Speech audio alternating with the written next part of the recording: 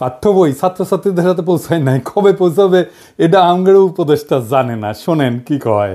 কোনো বছরেই মার্চের আগ পর্যন্ত সব বই দেওয়া হয়নি, কবে নাগাদ সবাই সব বই পাবে এটা আমি জানি না। আপনি ওনারা জিগান আপনি ডায়াপার পাল্টাইছেন কিনা, দেখবেন এটাও উনি জানেন না। আবার আমার দেশে একটা প্রতিবেদন দেখলাম, সেখানে দাবি করা হয়েছে যুবলীগ নেতার ষড়যন্ত্রে পাঠ্য বই পাওয়া বিলম্বিত হইতেছে। নির্ধারিত সময়ের মধ্যে শিক্ষার্থীদের হাতে যেন এনসিটিবি বই তুলে দিতে না পারে সে লক্ষ্যে কলকাঠি নাড়তে শুরু থেকে সক্রিয় হয়ে ওঠে একটি চক্র, যারা অযথা সময় ক্ষেপণ করে লক্ষ্য হাসিল করতে চায়। তাদের মূল লক্ষ্য ছিল অন্তর্বর্তী সরকারকে বিব্রত করা। বিভিন্ন গোয়েন্দা সংস্থা ও এনসিটিবির কর্মকর্তাদের সঙ্গে কথা বলে এর সত্যতা মিলেছে। মুদ্রণ শিল্প সমিতির সাবেক সভাপতি এবং যুবলীগ নেতা জহুরুল ইসলাম পাঠ্যপুস্তক নিয়ে সরকারকে বিব্রত করতে প্রথম থেকেই সক্রিয় হয়ে ওঠেন। এরই অংশ হিসেবে সরকারের বিনামূল্যের পাঠ্য বই মুদ্রণের জন্য 25 মার্চ পর্যন্ত সময় চেয়ে শিক্ষা উপদেষ্টা বরাবর চিঠি পাঠিয়েছিলেন মুদ্রণ শিল্প সমিতির সিনিয়র ভাইস চেয়ারম্যান জুনাইদুল্লাহ আল মাহফুজ। এ নিয়ে ব্যাপক আলোচনার পর তড়িঘড়ি করে সংবাদ সম্মেলন ডেকে ক্ষমা চান মাহফুজ এবং সমিতির প্যাডে চিঠিটি যাওয়ায় নিজের দায় স্বীকার করে ক্ষমা চেয়েছেন সমিতির সভাপতি রাব্বানী জাব্বারও। রাব্বানী সাবেক ডাক ও টেলিযোগাযোগ মন্ত্রী মোস্তফা জাব্বারের আপন ভাই। আওয়ামী লীগের মন্ত্রী স্টিভ জব্বারের ভাইরে দেওয়া হয়েছে বই ছাপানোর দায়িত্ব, রাব্বানী জব্বার, তো এই হবে না? যাই হোক, আজকে আমি এই শিক্ষাক্ষেত্রে বিশেষ করে প্রাথমিক আর মাধ্যমিক শিক্ষার ক্ষেত্রে সিলেবাস, পাঠ্য বই, পরীক্ষা পদ্ধতি এই সমস্ত নিয়ে শিক্ষা ব্যবস্থার সংস্কার নিয়ে কথা বলবো। শিক্ষা সংস্কার নিয়ে কথা বলার আগে দুটো জিনিস নিয়ে একটু কথা বলে নিই, এটার সাথে সম্পৃক্ত।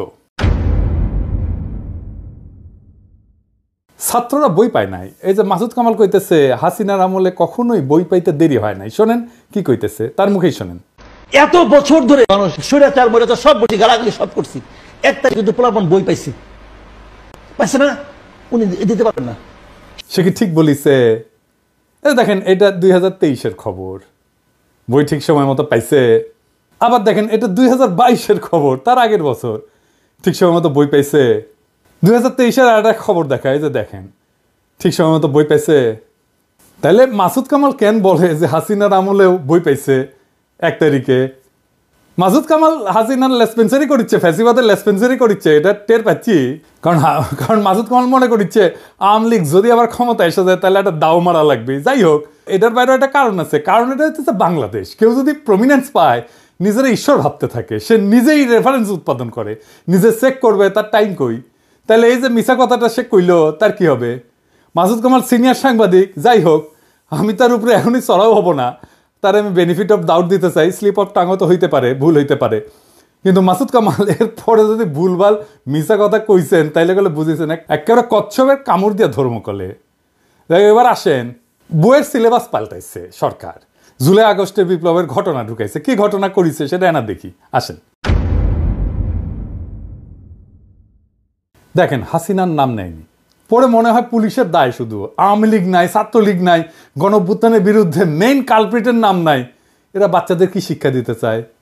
যদি বইয়ে হাসিনার নামই লেখা না হয়, আওয়ামী লীগের নামই লেখা না হয়, ফ্যাসিবাদের নামই লেখা না হয়, তাহলে গণঅভ্যুত্থানটা হইল কার বিরুদ্ধে?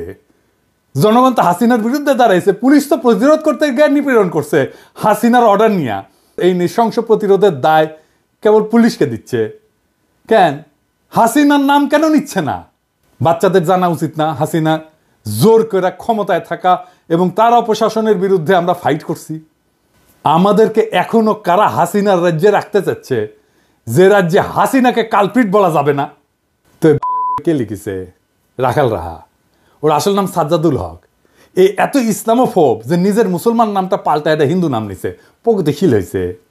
যে বইটা দেখালাম এটা 5ম শ্রেণীর বাংলা বই, এখানে যে খুনি ফ্যাসিস্ট হাসিনার নাম লেখা হয়নি তা না। 9ম 10ম শ্রেণীর বাংলা বইয়ে জুলাই আন্দোলনের ইতিহাস কেন্দ্রিক একটা গদ্য যুক্ত করা হয়েছে, এটাতেও খুনি হাসিনার নাম লেখা হয়নি, আওয়ামী লীগের নাম নেওয়া হয়নি, ছাত্রলীগের নাম নেওয়া হয়নি। নাম না নিয়ে এরা ইতিহাস লিখেছে। কি লিখেছে দেখেন, মূলোৎপাটন করবে শাসন ক্ষমতা আঁকড়ে থাকা ফ্যাসিবাদী এক শাসককে, নিপীড়ক সরকারও প্রস্তুত, তার আছে দলীয় বাহিনী।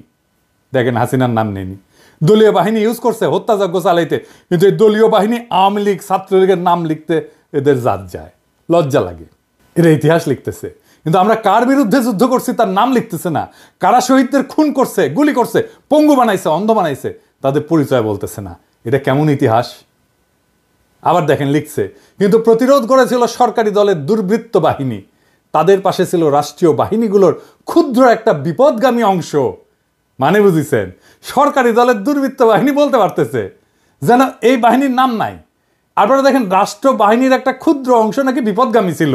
হ্যাঁ, হাই সেলুকাস, যেখানে আস্ত একটা পুলিশ বাহিনী, আস্ত র্যাব, ডিজিএফআই, এনএসআই, ডিবি জনগণের বিরুদ্ধে দাঁড়াইছে, সেখানে ক্ষুদ্র একটা বিপদগামী অংশ নাকি দাঁড়াইছে। কি কারে ইতিহাসের বিকৃতি বলেন? এই ইতিহাস ঘটার 4-5 মাস না যাইতেই এই ইতিহাস বিকৃতি, তাও গণ অভ্যুত্থানের সরকার ক্ষমতায় থাকা অবস্থায়। পরে কি হবে তাইলে ভাবেন। এই বই রাখালরা ঢুকে দেবেন, হারামজাদা বুদ্ধিজীবী চাইছে। এবার বুঝেছেন তো কেন আমি বাঙ্গু সুশীলগের আর বামদের গেলাই। সিলেবাস নিয়ে হাসিনার আমলে কত কাণ্ড হইতো আপনাদের মনে আছে না? আমি একটার পর একটা এপিসোড করেছি, যে দেখেন কতগুলো এপিসোড করেছি এই অসঙ্গতিগুলো দেখা দেওয়ার জন্য। সিলেবাস নিয়ে সিরিয়াস কাজ হাতে গোনা বাংলাদেশে কয়েকজন করছে, তার মধ্যে আমি একজন। একবার ঘুণাক্ষরও আমারে কইল না, ভাই আপনার মতামতগুলো কি বলেন, বইগুলো দেখে একটু মতামতগুলো দেন, বলে না। আমি যে খুব জ্ঞানী লোক তা না, কিন্তু আমাকে দেখতে দিলে তো ক্ষতি নাই, তাই না? আমার রিকমেন্ডেশন নিয়েন না, দরকার হইলে একটা মতামত তো ফ্রি পাইতেন, তাই না? রাগালরা যে কাজটা করিচ্ছে, টাকা নিচ্ছে, গাড়ি ঘুরিচ্ছে, গাড়ি পাইছে একটা ফ্রি, অফিস পাইছে, স্টাফ পাইছে, আমরা তো টাকাও দিতে হতো না। তো সাজেশন নেন না কেন? কারণ হইতেছে রাখালরা শুধু হিন্দু নামই নেয়নি, তার সাথে হিন্দু ধর্মের বর্ণ প্রথাও নিছে।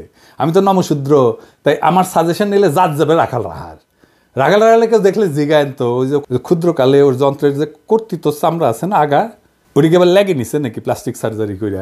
যাই হোক, দেখেন আসিফ মাহতাব উৎস যে নতুন বই নিয়ে কি কইতেছে, ওরাও তো খুশি না। দেখেন তার ভিতরে কি কি দিচ্ছে তার একটা নমুনা কেউ একজন লিক করেছে, এবং এটা আসলেই যে তাদের মধ্যে আছে সেটা আমরা কনফার্ম করেছি। যে একটা গল্প তারা দিয়েছে, এটা আপনারা সব অনলাইনে পাবেন। তো গল্পটার এখানে অনেক সুন্দর সুন্দর কথা আছে, তার মধ্যে আমি একটা পড়ে শোনাই, যেটা পড়তেও আমার ভালো লাগছে। Sundays try to walk like a lady and not like the slut that you bent on becoming. এটার মানে হচ্ছে এইভাবে, মানে রবিবারে ভালোভাবে হেঁটে যাবে, যাতে করে তুমি যেই খানকি না সেটা হতে চাও, তুমি সেটা না হতে পারো। এবং এই গল্পে এই ওয়ার্ডগুলি, মা মেয়েকে খানকি ডাকছে, এটা মানে বারবার আসছে। আমি জানি না এই গল্পটা আমাদের সাহিত্য বা ইংলিশের ক্লাস 9-এর বইয়ে থাকার কতটা প্রয়োজন। তার মানে সিলেবাস নিয়ে ঝামেলা মিটাতে পারে নাই। এবার আসেন আমি সলিউশন নিয়ে কথা বলি। এখন যেভাবে বই ছাপা হয় সেটা বন্ধ করতে হবে, তাইলে পরিবেশের ক্ষতি কিছুটা কমবে। গাছ কাটতে হবে না এই কাগজ তৈরি করার জন্য, কোনো ছাপা বই থাকবে না। ছাত্রছাত্রীরা ট্যাব পাবে, ট্যাব 1 বছর বইয়ের জন্য প্রত্যেক ছাত্রের পিছনে খরচা হয় প্রায় 500 টাকার মতো। ট্যাবের আয়ুষ্কাল যদি 3 বছর ধরি, তাহলে এই 3 বছরের খরচা মানে 1500 টাকায় বাংলাদেশে একটা উন্নত মানের ট্যাব উৎপাদন করা যাবে, যেটা পড়ালেখা করতে পারবে। চিন্তা করেন কি পরিমাণে কর্মসংস্থান হবে যদি আমরা বাংলাদেশে ট্যাব উৎপাদন করতে পারি। আবার ট্যাবের তো ট্রাভেল শুটিং হবে, রক্ষণাবেক্ষণের জন্য নানা উদ্যোগ গড়ে উঠবে, নানা লোক এখানে কাজ করবে। এইটা সব স্কুল মাদ্রাসা একসাথে থাকবে, একটা সেন্ট্রাল ডেটাবেজে ভ্যালিডেটেড চ্যাপ্টার থাকবে, বইয়ের লেখে ওইখানে ভ্যালিডেটেড চ্যাপ্টার একটা স্টোর করা হবে আর্কাইভে। ওই আর্কাইভে চ্যাপ্টারগুলো থাকবে, বইগুলো লিখবে স্কুল আর মাদ্রাসার শিক্ষকেরা, ভ্যালিডেট করবে একটা বোর্ড। সংশ্লিষ্ট স্কুল বা মাদ্রাসার নিজের বই বা নিজের মডিউল সেন্ট্রাল ডেটাবেস থেকে, ওই আর্কাইভ থেকে চ্যাপ্টার দিয়ে নিজেরাই তৈরি করে নেবে ইলেকট্রনিক্যালি, বলবে এই আমার বই এই চ্যাপ্টারগুলো থাকবে, ব্যাস বই তৈরি হয়ে গেল। ওটা ডাউনলোড করে নেবে ছাত্ররা।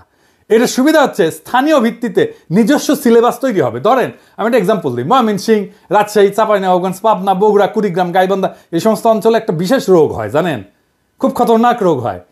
এর নাম হইতেছে কালাজ্বর। এইখানে কালাজ্বরের কিভাবে প্রতিরোধ করা যায়, কালাজ্বরের রুগীকে কিভাবে আইডেন্টিফাই করা যায়, সেই বিষয়গুলো যদি ওই অঞ্চলের বইগুলোতে থাকে, তাইলে চিন্তা করেন ওই অঞ্চলের ছেলে মেয়েগুলো যায় না উঠবে কিভাবে এই রোগটাকে সামলানো যায়। স্থানীয় অঞ্চলের সংস্কৃতি স্থানীয় স্কুলে পড়ানো হবে। ধরা যাক ময়মনসিংহ গীতিকা, এটা পড়ানো হবে ময়মনসিংহ অঞ্চলের স্কুলগুলোতে।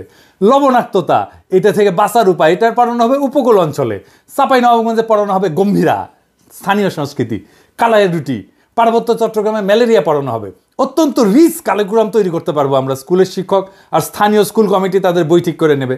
বইয়ের সাথে সাথে কয়েক হাজার প্রশ্নও তৈরি করা থাকবে। এই প্রশ্ন করার জন্য কোনো ঝামেলার দরকার নাই, চ্যাটজিপিটিতে বইটা আপলোড করে দিয়ে বললেই হবে এই বই থেকে 2000 প্রশ্ন তৈরি করে দাও, উত্তরও তৈরি করে দাও, তাইলে তারা প্রশ্ন তৈরি করে দেবে, উত্তরও তৈরি করে দেবে। বইয়ের চ্যাপ্টারের ভ্যালিডিটি থাকবে 3 বছর। প্রত্যেক বছর এই আর্কাইভে নতুন নতুন চ্যাপ্টার তৈরি হবে আর যুক্ত হবে। স্কুলে কম্পিটিশন হবে বইয়ের চ্যাপ্টার লেখার জন্য ছাত্রদের মধ্যে। ছাত্ররাই লিখবে নিজেদের বইয়ের চ্যাপ্টার। ক্লাস 9-এর ছাত্ররা তো অবশ্যই ক্লাস 8-এর ছাত্র বই লিখতে পারবে, তাই না? আমরা সেরা চ্যাপ্টারগুলো সারা দেশ থেকে বের করে নিয়ে এসে আর্কাইভে রাখবো। সারা দেশের স্কুল ছাত্ররা যদি লেখে, তার মধ্যে থেকে আমরা নিশ্চয়ই 10-12টা ভালো চ্যাপ্টার পাবো যারা ভালো লিখছে। প্রত্যেক চ্যাপ্টারের জন্য অনলাইন টিচিং মডিউল তৈরি করব অনলাইনে। সেইখান থেকে মূলত শিখবে ছাত্ররা। আমাদের কোয়ালিটি শিক্ষকের সমস্যা কমবে, একজন লক্ষ লক্ষ ছাত্রকে পড়াইতে পারবে। সেরা শিক্ষকেরা টিচিং মডিউল তৈরি করবে। সারা দেশে একই রকমের শিক্ষার মান নিশ্চিত হবে। পরীক্ষা হবে ইলেকট্রনিক্যালি। কিভাবে? ওই ট্যাব দিয়ে পরীক্ষা দিতে পারবে সবাই। প্রশ্ন র্যান্ডামলি তৈরি হবে অ্যালগোরিদম দিয়া। এক একজনের জন্য এক এক প্রশ্ন। পরীক্ষাও দেবে ট্যাব থেকে। কাউকে প্রশ্ন করতে হবে না, খাতা দেখতে হবে না, টেবুলেশন শিট বানাইতে হবে না। সকালে পরীক্ষা, বিকালে রেজাল্ট বের হয়ে যাবে। কত সময় বাঁচবে দেখেন। পুরা শিক্ষা ব্যবস্থা নিয়ে, সিলেবাস নিয়ে বেশিরভাগ সমস্যার সমাধান হয়ে যাবে। রাখাল রাহাদের রাহাজানি থামবে। আমরা অনেক গুরুত্বপূর্ণ বিষয়ে নজর দিতে পারবো এইটা অল্প সময়ের মধ্যে সম্পন্ন করতে পারলে। এখন প্রশ্ন হচ্ছে, এইটা কি বাস্তবায়ন করবে এই সরকার? এই সরকার তো কিছুই করে না, কিন্তু বলতে তো অসুবিধা নাই। আমাদের স্বপ্নটা জাগায় রাখতে হবে। আমাদের জাতিকে বুঝাইতে হবে আমাদের সম্ভাবনাটা কত বিশাল। আমাদের সমস্যা যাই থাক, তার সৃজনশীল সমাধান আছে। একদিন না হয় একদিন এই সমাধান বাস্তবায়িত হবে। ততদিন স্বপ্নকে জাগায় রাখতে হবে আমাদের। আমরা স্বপ্ন দেখি এমন এক বাংলাদেশে যেখানে শিক্ষার জন্য অপেক্ষা করতে হয় না, যেখানে পাঠ্য বই বিতরণে অব্যবস্থাপনার শিকার হইতে হয় না। আমরা স্বপ্ন দেখি এমন একটা শিক্ষা ব্যবস্থা যা শুধু জীবিকা অর্জনের পথ দেখায় না, বরং সৃজনশীলতা, উদ্ভাবনী শক্তি এবং আত্মমর্যাদা জাগায় তোলে। আমাদের স্বপ্ন একটা বিপ্লবের, সৃজনশীল বিপ্লবের। এই বিপ্লব কোনো বন্দুকের গুলিতে না, কোনো আন্দোলনে না, কোনো প্রতিবাদের মিছিলে না। এটা হবে আমাদের চিন্তায়, আমাদের দৃষ্টিভঙ্গিতে, আমাদের কর্মের মাধ্যমে বিপ্লব। আমরা বিশ্বাস করি প্রত্যেকটা শিশু একটা সম্ভাবনার প্রদীপ। আমাদের কাজ সেই প্রদীপের আলোকে জ্বালানো। তাদের হাতে কেবল সঠিক বই তুলে দেওয়া না, বরং এমন একটা শিক্ষার প্ল্যাটফর্ম দেওয়া যেখানে তারা নিজেদের শ্রেষ্ঠ সংস্করণ হয়ে উঠতে পারবে, সেই তার বেস্ট ভার্সন হয়ে উঠবে। আমরা চাই প্রত্যেকটা শিশু জানুক যে তারা কেবল ভবিষ্যতের অংশ না, তারা নিজেরাই ভবিষ্যৎ। এই শিক্ষা ব্যবস্থা তাদের আত্মবিশ্বাস, সৃজনশীলতা এবং নেতৃত্বের গুণাবলী গড়ে তুলবে। তারা শুধু স্বপ্নই দেখবে না, তারা স্বপ্ন বাস্তবায়নও করতে শিখবে। এই বিপ্লব আমাদেরকে শুরু করতে হবে। আমাদের চিন্তা, কথা এবং কাজের মাধ্যমে আমরা সেই আগুন চারিদিকে ছড়ায় দেব। আমরা প্রমাণ করব শিক্ষা শুধু এক প্রজন্মকে না, পুরা জাতিকে বদলায় দিতে পারে। আসেন আমরা এই স্বপ্নের অংশ হই। আসেন আমরা সৃজনশীল বিপ্লবের সৈনিক হই। ইনকিলাব জিন্দাবাদ।